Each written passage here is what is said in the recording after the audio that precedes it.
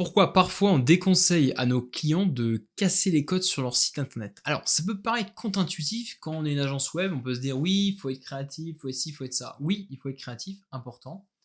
Mais comprenez aussi que les sites internet répondent à on pourrait dire des règles d'usage, c'est-à-dire que quand je vais sur un site, j'ai un comportement classique. Je sais où se trouve le menu, je sais où se trouve, si j'appuie sur le logo, ça me remet sur la page accueil. Voilà. Il ne faut pas déstabiliser l'individu qui a ses habitudes. Pourquoi? Parce que si demain il a 10 sites de la même marque, enfin de marques différentes, mais imaginons, il y a une, 2, 3 marques et moi mon quatrième j'ai un fonctionnement qui est totalement différent, je vais être pénalisé. Alors, maintenant, le seul cas de figure où vous pouvez avoir ça, c'est quand vous êtes une marque à part entière, que vous n'avez pas vocation à faire de la conversion sur votre site, mais que vous avez une notion expérientielle, c'est-à-dire que, vous souhaitez, je pourrais prendre quoi comme exemple? Hem, Vous êtes une société qui fait de l'événementiel, par exemple, et vous faites de l'év vous êtes une société qui fait de l'événementiel, mais plus sur un côté artistique, d'accord? Donc je vais plus être sur un site qui est une sorte de portfolio et là je vais chercher de l'expérience. Donc là je peux casser les codes. Oui, là je peux faire quelque chose qui est différent. Maintenant, si vous vendez des voitures, n'allez pas vous croire, je sais pas qui. Vous pouvez mettre de l'expérience à certains endroits, mais il faut bien trouver l'endroit, voilà, où vous pouvez casser les codes. N'allez pas casser les codes à l'endroit où vous souhaitez récupérer du contact, parce que ça peut vous porter préjudice.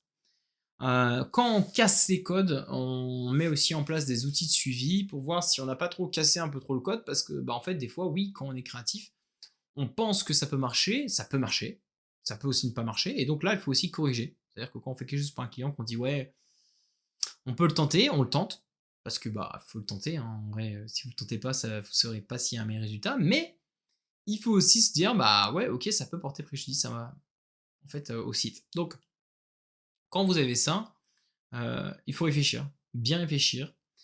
Ça peut aussi vous impacter sur votre référencement SEO, important de le savoir.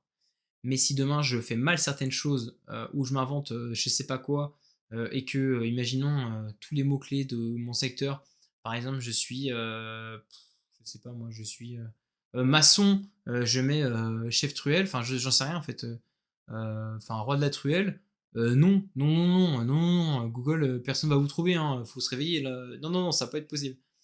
Donc, surtout ne vous inventez pas des choses qu'il ne faut pas, surtout pas, parce que sinon, bah, en fait, là, vous allez casser les codes, mais à l'envers. Donc, casser les codes, si vous voulez, sur une page qui n'a pas vocation à se référencer, voilà.